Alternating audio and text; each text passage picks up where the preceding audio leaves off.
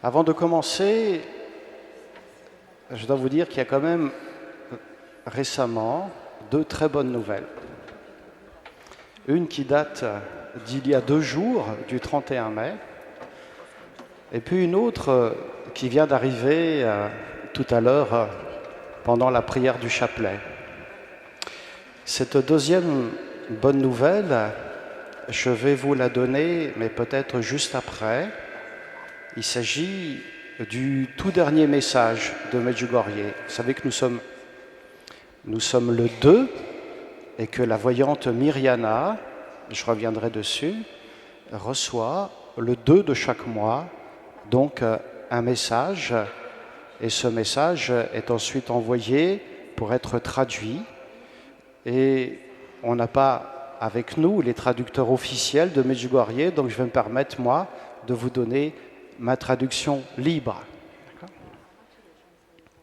L'autre bonne nouvelle, c'est que le Vatican continue de s'intéresser de très très près à ce qui se passe à Medjugorje et vient de décider, donc il y a 2 jours, le 31 mai, d'envoyer Monseigneur Henryk Hauser, évêque émérite de Pologne, comme visiteur apostolique de la paroisse de Medjugorje, avec en charge d'écouter les attentes des pèlerins, c'est-à-dire de vous et moi qui nous rendons à Medjugorje, pour que l'Église entende quelles sont justement ces attentes et qu'elle puisse y répondre au mieux. Et vous voyez, c'est le Vatican qui prend ça en charge. Alors, justement, on va y arriver. Donc, vous savez tout ou presque tout déjà sur Medjugorje. Du coup, je vais passer un tout petit peu vite sur les événements du tout début, en particulier de la première semaine. Je vais juste rappeler que 2 jeunes filles se promenaient le 24 juin 1981 et étaient en attente que d'autres jeunes les rejoignent pour terminer la promenade. Ces 2 jeunes filles s'appelaient donc Mirjana, que je viens de vous citer, qui reçoit le message du 2, et Ivanka. Et au cours de leur promenade, Ivanka voit une silhouette féminine sur la colline, celle qu'on appellera la colline des apparitions, et qui portait un autre nom donc auparavant. Et elle dit à Mirjana, « Regarde la Gospa !» Et Mirjana rigole en disant, « Mais quoi, la Gospa, elle nous apparaîtrait à nous? Tu rigoles ou quoi ?» Ivanka est convaincue, mais elle ne dit rien. Et puis, en faisant cette promenade, elle repasse devant, et là, donc effectivement, elle voit cette silhouette féminine, et comme elles sont rejointes par Vicka, qui passe par là, enfin, qui arrive après avoir passé un examen, elle aussi, et quand la description que donnera Vicka de cette première rencontre, où elles ont toutes très peur au départ, eh bien, elles vont tout de suite reconnaître la Gospa parce que cette silhouette est une silhouette de femme qui tient dans ses bras l'enfant Jésus et qui invite à s'approcher. Ça, c'est comme ça que la Vierge Marie apparaît le 24 juin 1981. À partir du 25 juin, elle apparaîtra comme ceci, avec les couleurs qui sont données ici. Vous voyez, le voile, il n'est pas tout blanc comme à Fatima ou à Lourdes, il est légèrement grisé, une robe bleue, des pieds qui reposent sur un nuage et une main tendue et l'autre main sur son cœur. À partir du 25 juin, la Vierge Marie apparaîtra comme ceci. Mais le 24, donc la veille, c'est-à-dire la toute première apparition, elle apparaît avec l'enfant Jésus dans les bras et elle invite les jeunes à s'approcher. Mais les jeunes, ils ont peur. D'accord ? Mirjana, Ivanka, Vicka qui les rejoint, Ivan, qu'elle rencontre avec un autre Ivan, et ils ont tellement peur qu'ils font demi-tour et ils rentrent chez eux. Ivan, il racontera qu'il n'en a pas dormi de la nuit, tellement ça l'a bouleversé. Et puis, il y avait une certaine Milka. Je ne sais pas si vous connaissez Milka, je pense qu'il y a au moins Mélanie qui doit connaître Milka, parce que ce n'est pas le chocolat Suchard Milka, hein, attention. Hein. C'est le nom de la sœur de Maria, qui a vu donc la Gospa le 24 juin, mais comme elle avait l'interdiction par sa mère d'y retourner, eh ben, elle n'y est pas allée à partir du 25, et du coup, elle ne la voit plus. Mais c'était une des voyantes du 24. Et donc, Milka avait parlé, elle a dit qu'elles avaient eu une vision et que cette femme était très certainement la Vierge Marie, vu qu'elle était représentée comme ça, avec cet enfant Jésus dans les bras, et qu'elle faisait signe de s'approcher, mais qu'ils avaient eu peur. Et les parents, ils disent, on n'a pas le droit de rigoler avec ces choses-là. Et donc, ils n'ont pas l'autorisation, du moins pas tous, d'y retourner. Et sur les 6 qui l'ont vu le premier jour, le 24 juin, il y en a 4 qui vont y retourner, donc il y en a 2 qui n'auront pas l'autorisation, mais sur les 4, eh ben, ils vont faire appel à d'autres. Et c'est comme ça que, par exemple, le petit Yakov, qui est tout petit, qui a 10 ans, et qui est le cousin de Vitska, va être présent aux apparitions suivantes. Tous les 6 ont à peu près le même âge, sauf ce Yakov, qui a 10 ans, alors que les autres sont des adolescents, ont tous à peu près 15 ans, 15 ou 16 ans.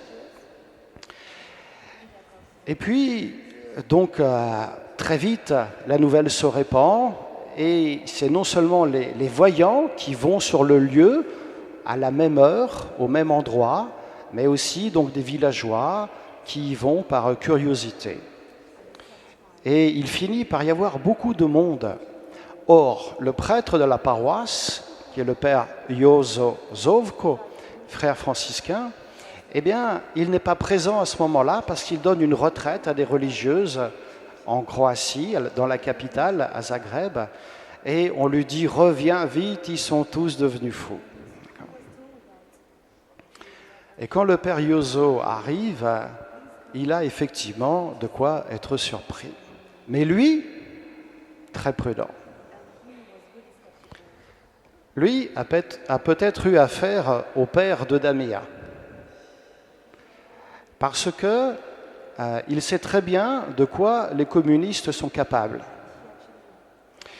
Et oui, il fait partie des frères franciscains de la province d'Herzégovine, qui est une province qui a été décimée par les communistes.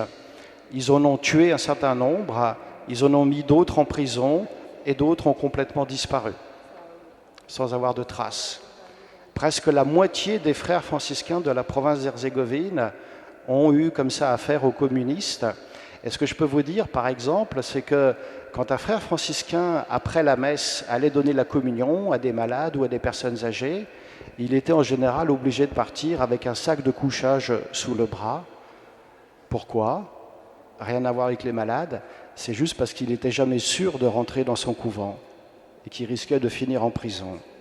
Et comme en prison, il n'aurait pas non plus de lit, il portait avec lui un sac de couchage. Ça, c'était les années terribles de l'après-guerre. Déjà pendant la guerre, les communistes, les partisans de Tito avaient bombardé le couvent de Chiroki-Brieg, qui était le couvent où étaient formés les jeunes franciscains, et d'où, on va dire, est parti un renouveau spirituel lorsque la province d'Herzégovine a été créée au XIXe siècle. Donc les frères franciscains, ainsi que d'autres, ont eu énormément à souffrir de la part des communistes et devaient s'en méfier énormément parce que les communistes infiltraient tout.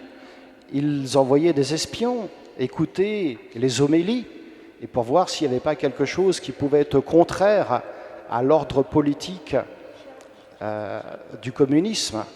Et on était envoyé en prison pour un rien, pour une procession qui faisait le tour de l'église, mais qui passait par l'autre côté du trottoir, sur le trottoir d'en face. Rien que pour ça, c'était plusieurs années de prison.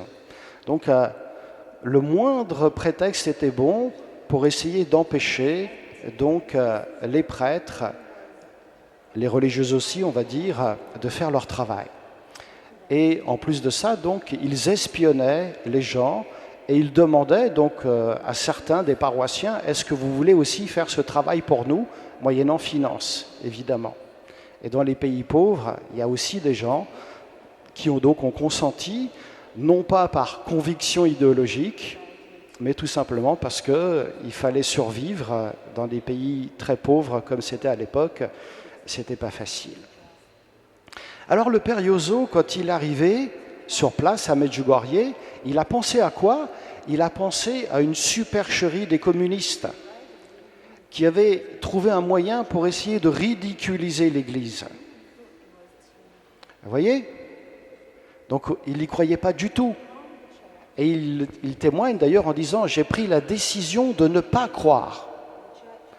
Et aux messes suivantes, quand il a prêché, dit-il, sur le thème de la foi.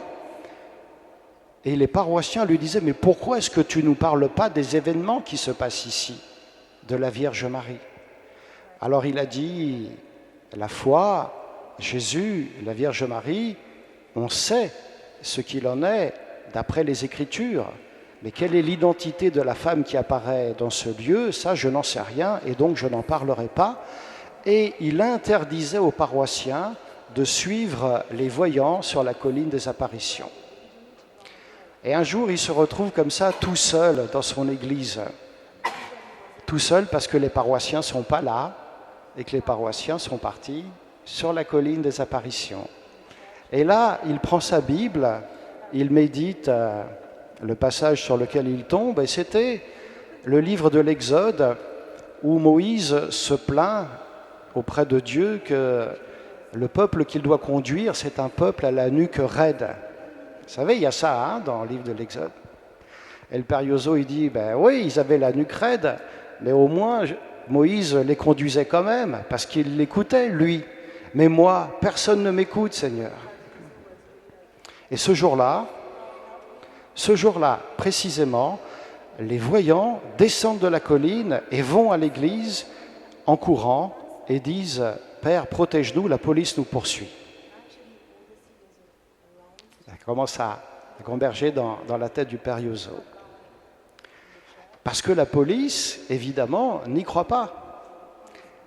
Alors, le père Yozo enferme les 6 voyants dans le presbytère et va vers la police en disant « Laissez les enfants tranquilles. Si vous avez besoin de quelque chose, je suis là. » Et donc, il va subir un premier interrogatoire, et puis d'autres après. Et lui-même, donc, va être espionné. Et un jour, donc, justement, assez rapidement, il va faire de la prison. Pourquoi? Parce qu'il avait prêché sur ce passage de l'Exode des 40 années de traversée de désert. Vous savez que le peuple élu, après avoir traversé la mer Rouge, quitté l'Égypte, n'a pris possession de la terre promise qu'au bout de 40 ans. Et donc, il a donné tout un enseignement, une prédication sur ce thème, et les espions qui étaient dans l'assemblée ont rapporté tout ça à la police secrète communiste, et la police secrète y a vu une manière détournée de faire de la propagande anticommuniste, parce que ça faisait 40 ans qu'ils étaient au pouvoir. C'était donc une activité contre-révolutionnaire, et d'avoir prêché ainsi, il a chopé 3 années de prison et de travaux forcés, qui étaient très difficiles pour lui. Il était employé dans une scierie sans aucune protection. Il aurait pu, dit-il facilement, perdre un doigt, une main dans le travail qui lui était imposé. Et il a été maltraité, comme beaucoup de prisonniers, mais il est resté donc non seulement fidèle à ses convictions, mais il a même bénéficié d'apparitions. Et c'est comme ça, évidemment, qu'il a changé totalement de point de vue. D'accord ? C'est-à-dire, de quelqu'un de très suspect par rapport aux apparitions, il est devenu le principal partisan, défenseur, et celui qui donc osait donc donner les messages de la Vierge Marie. Je vous donne juste un petit exemple. Il a bénéficié d'une apparition d'abord avant aussi d'être en prison, et un jour que la police avait empêché donc les voyants d'aller sur la colline des apparitions en mettant en mettant des policiers en faction devant les maisons des voyants. Et ils empêchaient quelquefois aussi donc, les gens de la paroisse de monter sur la colline en faisant un cordon de policiers, un cordon avec des chiens. D'accord ? Eh bien, un jour, le petit Yaakov a vu que les policiers en faction devant sa maison s'étaient endormis. Et il est sorti de la maison, et pas par la porte, mais par la fenêtre. Et il avait eu l'apparition, c'était à l'heure de l'apparition, et il a vu l'apparition où la Vierge, pour la première fois, dans ses messages, a demandé que l'on jeûne. Il est sorti par la fenêtre, il est allé à l'église, trouver le Père Yozo, et le Père Yozo était en train de finir de célébrer la messe. Et il monte à l'autel, le petit, il attrape le Père Yozo par son aube et lui dit « La Gospa a quelque chose à nous dire ». Le Père Yozo l'écoute, et le petit Yaakov, donc 10 ans, dit « La Gospa nous demande de jeûner ». Vous savez ce qu'a fait le Père Yozo à ce moment-là? Il a pris l'enfant, il l'a soulevé et il l'a posé sur l'autel en disant « Écoutez ce que la Gospa a à nous dire ». Et les paroissiens ont pris ça au sérieux. D'accord ?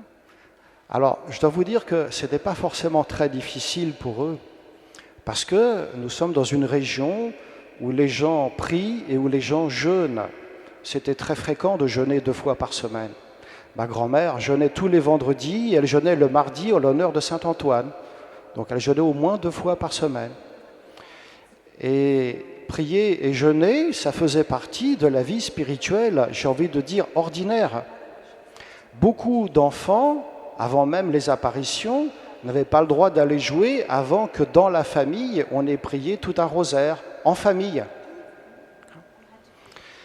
Et donc les messages de prière et de jeûne ont facilement été adoptés, mais par les gens très simples, ceux qui justement n'avaient pas pu bénéficier de la scolarité au temps des communistes et qui étaient restés, donc j'ai envie de dire, vierges de toute idéologie.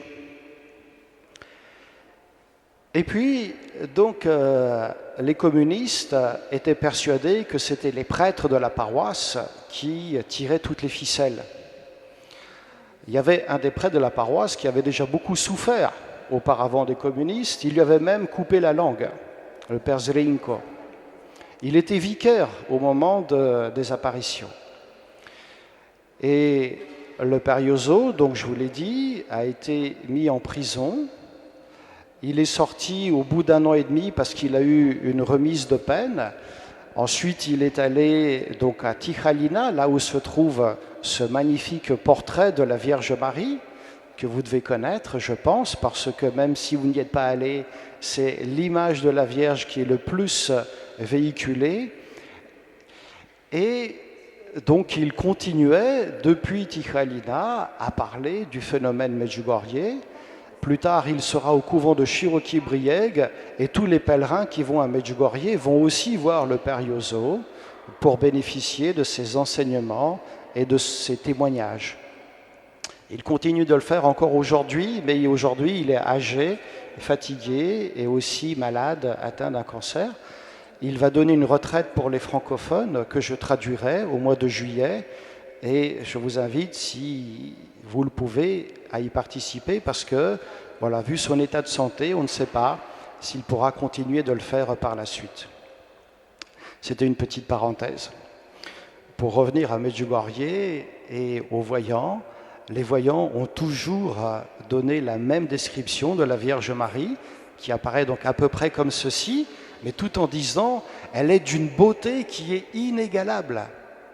On ne peut pas décrire avec les mots de la terre ce qu'est la beauté du visage de la Vierge Marie. Et un jour, le petit Yaakov lui a posé la question « Mais chère Gospa, pourquoi est-ce que tu es aussi belle ?» Et vous savez, c'était quoi la réponse? C'était parce que j'aime. Et oui, l'amour, ça nous rend beau, aussi beau que la Vierge Marie. En tout cas, tous, nous sommes appelés à aimer parce que nous sommes faits à l'image et à la ressemblance de Dieu qui est amour. Et donc, les voyants donc, continuent de donner les descriptions de la Vierge Marie et les messages, et puis l'Église, évidemment, s'y intéresse. Le père évêque de l'époque, Monseigneur Paweł Janicz, est au début très très intéressé. Et un mois après le début des apparitions, il est présent à la paroisse de Medjugorje pour une confirmation qui avait lieu donc le 25 juillet 1981. Et nous avons l'enregistrement de son homélie. Au cours de l'homélie, il a dit « J'ai rencontré les voyants et ils ne mentent pas. Ils disent exactement ce qui est dans leur cœur. »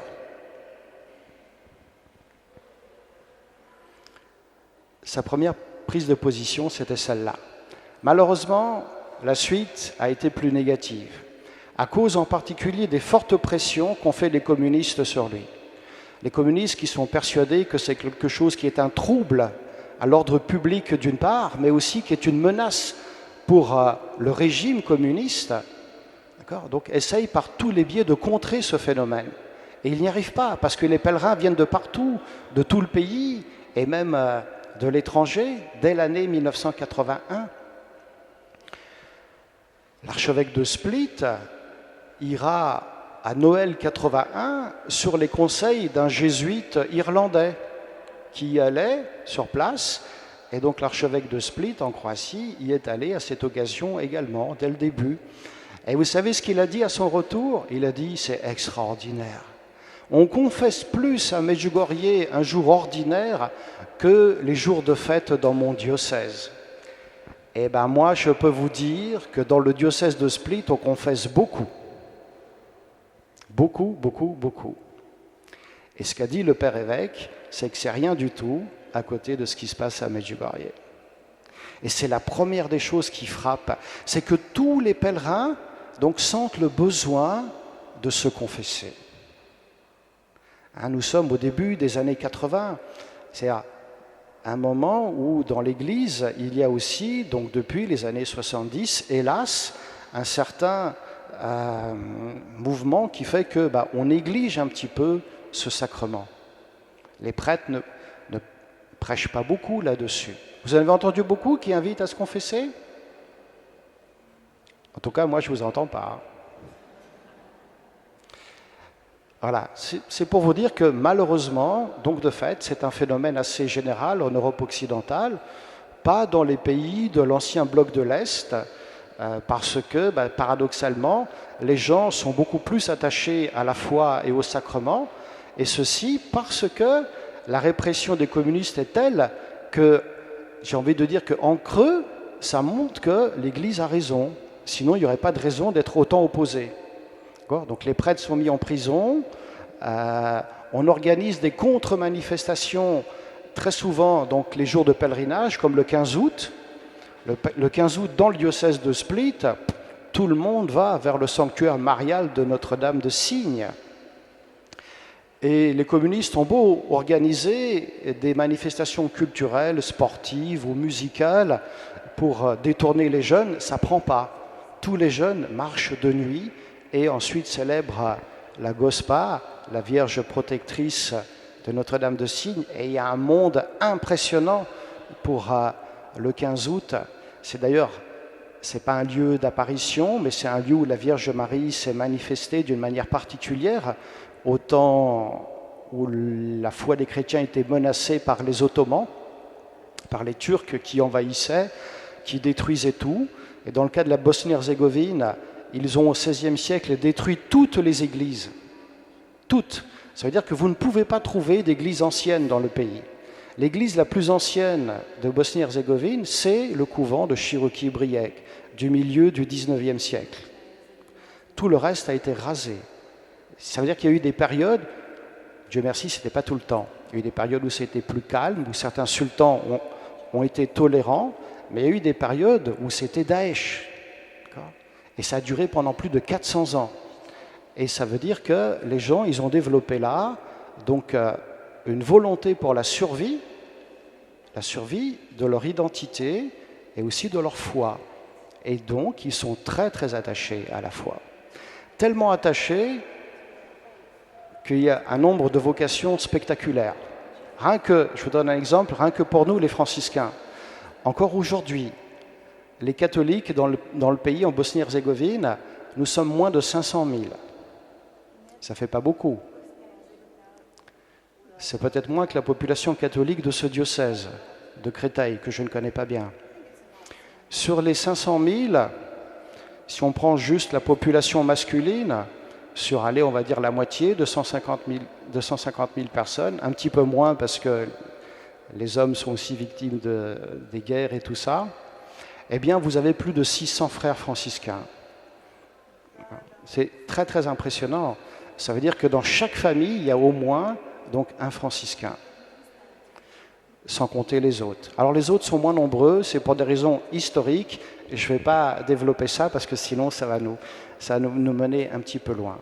Mais les seuls que les Turcs toléraient, depuis la chute de Constantinople, 10 ans après, c'est la chute du royaume de Bosnie, et les seuls religieux qui soient tolérés, c'étaient les franciscains. Du coup, pendant plus de 4 siècles, toute l'Église a été franciscaine. Tous les évêques étaient pris parmi les franciscains et toutes les paroisses étaient confiées à des frères franciscains parce qu'il n'y avait personne d'autre. Et ça a des conséquences sur Medjugorje. Parce que le premier évêque non franciscain qui est nommé dans le diocèse de Mostar, dont dépend Medjugorje, il est nommé par le pape Pie XII, Monseigneur Čule. Et son successeur, Monseigneur Pava Orjanić, c'est lui qui est évêque de Medjugorje au moment des apparitions au début. C'est le deuxième évêque non franciscain. Et qu'est-ce que font les évêques dans ces cas-là? Ils reprennent des paroisses aux franciscains, et en général, de manière unilatérale. C'est-à-dire que quand il y a des discussions, eh bien, finalement, ils prennent plus que l'accord auquel ils étaient arrivés. Et c'est ainsi que dans la ville de Mostar, d'où est originaire Damir, la paroisse tenue par les franciscains, le père évêque l'a découpée en 5, on a créé 4 autres et a laissé un 5e, donc simplement aux franciscains, sans prévenir quiconque. Il est venu l'annoncer au cours d'une messe. Ça a fait un problème et une crise dans l'Église plus grave chez le peuple que dans le clergé. Parce que, je vous l'expliquais, le peuple est très très attaché aux franciscains qui ont maintenu leur identité et leur foi, non seulement donc durant l'occupation turque, où ça a été extrêmement difficile et où ils ont eu aussi beaucoup de martyrs, mais aussi surtout dans l'histoire récente, au temps du communisme. Je vous disais qu'à peu près la moitié des franciscains avaient disparu, ont été tués ou bien mis en travaux forcés. Et du coup, les gens sont très très attachés aux franciscains. Et que le père évêque agisse ainsi, ils ne l'ont pas compris. Et le père évêque va changer d'avis sur Medjugorje. Il va accuser les franciscains d'avoir tout inventé. Comprenez que nous nous retrouvons dans une situation très délicate. Les communistes sont contre les franciscains et maintenant le père évêque également, tout d'abord à cause de ces histoires de paroisse et maintenant parce qu'il y a un phénomène, le phénomène Medjugorje, qui a lieu dans une paroisse franciscaine. Le père évêque, néanmoins, convoque une commission dans laquelle il y a un des franciscains de la paroisse. Ça tombe bien, il est revenu, c'est le père Ivan Duganjic. Et ceux qui sont allés à Medjugorje, vous l'avez forcément, à un moment ou à un autre, entendu prêcher. Et ce père Ivan, il va dire au père évêque, à la commission, cette commission, elle n'est pas juste. Parce qu'elle ne s'intéresse pas au phénomène Medjugorje en lui-même, mais elle le met en lien avec les problèmes qu'ont les franciscains avec le père évêque.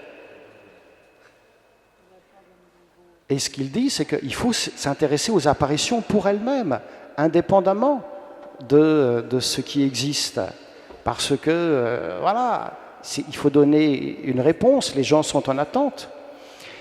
Et vous voyez, ce qui va se passer, et c'est unique dans l'histoire des apparitions, c'est que sans vraiment le dire, Rome va donner raison aux franciscains. C'est mieux de le dire comme ça que de dire que le père évêque il a tort. Il ne faut pas dire ça. L'évêque, ça reste le pasteur. Il faut toujours prier pour l'évêque. Toujours. Retenez bien ça. Et c'est ce qu'on fait à Medjugorje. Mais c'est la seule fois dans l'histoire des apparitions où Rome va retirer le dossier au père évêque pour le confier à d'autres, et en l'occurrence à la conférence épiscopale de l'ancienne Yougoslavie. C'était jamais arrivé auparavant. Mais à Rome, on a estimé que le père évêque était trop impliqué dans la querelle par rapport aux franciscains, et aussi donc à Medjugorje, qui est une paroisse franciscaine, qu'il n'avait pas donc le meilleur des discernements possibles. Du coup, ce sont les évêques de l'ancienne Yougoslavie qui vont donner une déclaration 10 ans après le début des apparitions en 1991. Et vous savez ce que c'est que cette déclaration? C'est une déclaration qui dit grosso modo « on ne se mouille pas » et qui dit « on ne peut pas dire avec certitude qu'il y ait du surnaturel à Medjugorje, à l'état présent de l'enquête ». Ça veut dire qu'on ne ferme pas la porte, mais on ne dit pas qu'il y en a. On n'a pas la certitude qu'il y en ait. Donc c'est du ni oui, ni non. Par contre, on demande aux franciscains qui sont sur la paroisse de développer une pastorale mariale qui soit saine et équilibrée avec Marie à sa juste place. D'accord ? Marie qui nous renvoie toujours à Jésus, faites tout ce qu'il vous dira, comme on l'a prié dans le mystère lumineux de Cana. Faites tout ce qu'il vous dira. Marie renvoie toujours à Jésus. Et de fait, ça a permis aux franciscains de développer donc tout un programme, non seulement le programme du soir quotidien, mais un programme sur toute une année qui fait que les pèlerins continuent de venir et de plus en plus nombreux. Juste après ça, il y aura la guerre.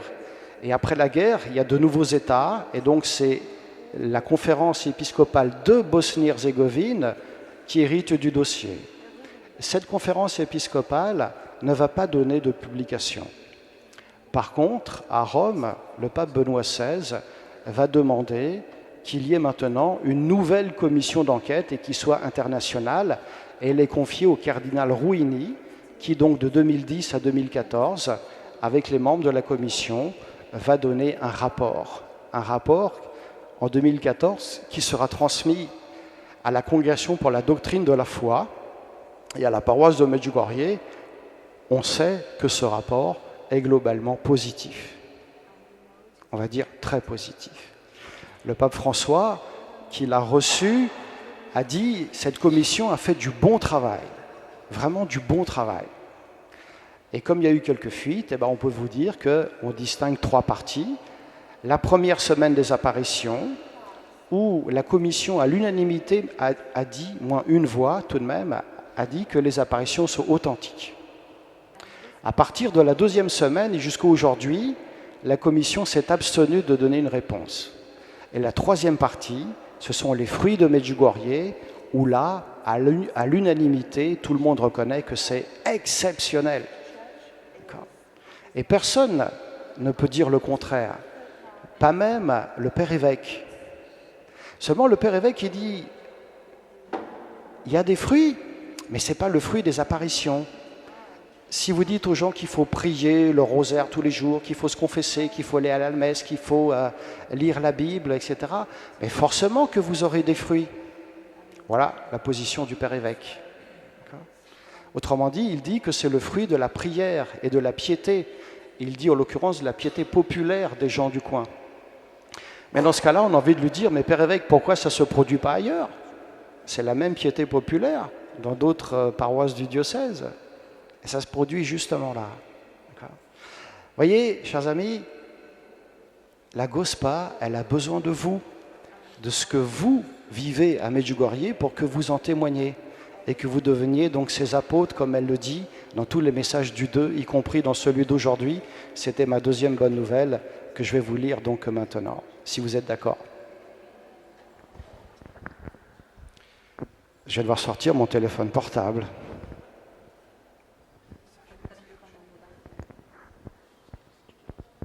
Je vais devoir sortir mes lunettes qui ont cassé hier.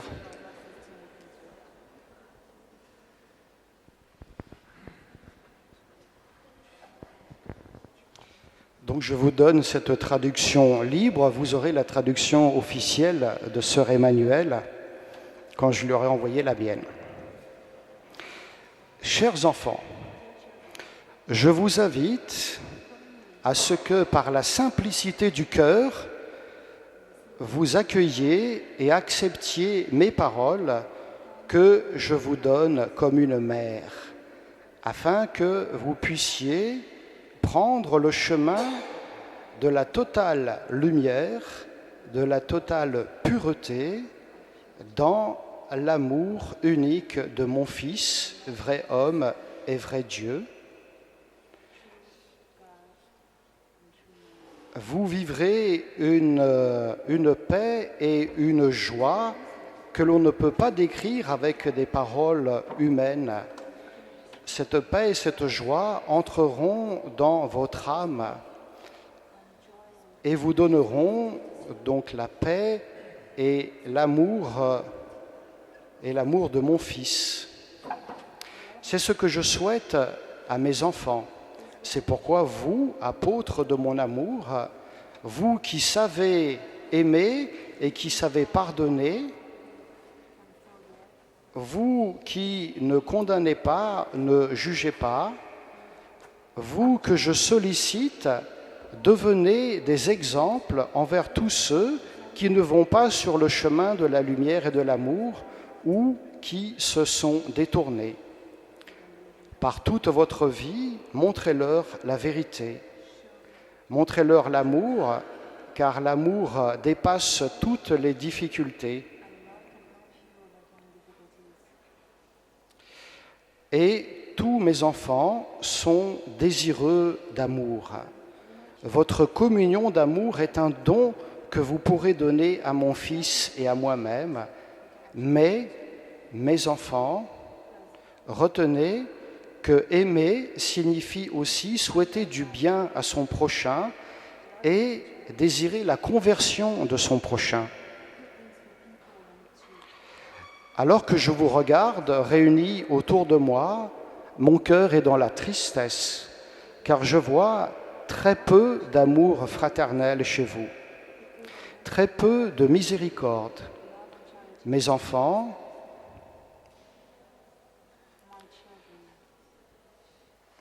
excusez-moi,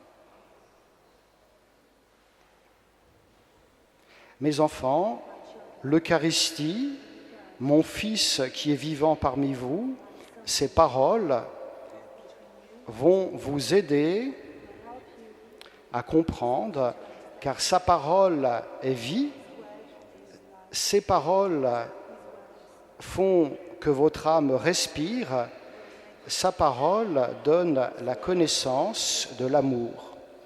Chers enfants, à nouveau, je vous invite, en tant que mère qui désire du bien à ses enfants, je vous invite à aimer vos pasteurs et de prier pour eux. Je vous remercie. Le message du 2 est en général un petit peu plus long que le message du 25. Vous allez donc très certainement pouvoir le trouver sur Internet, via le site des enfants de Medjugorje ou par d'autres biais.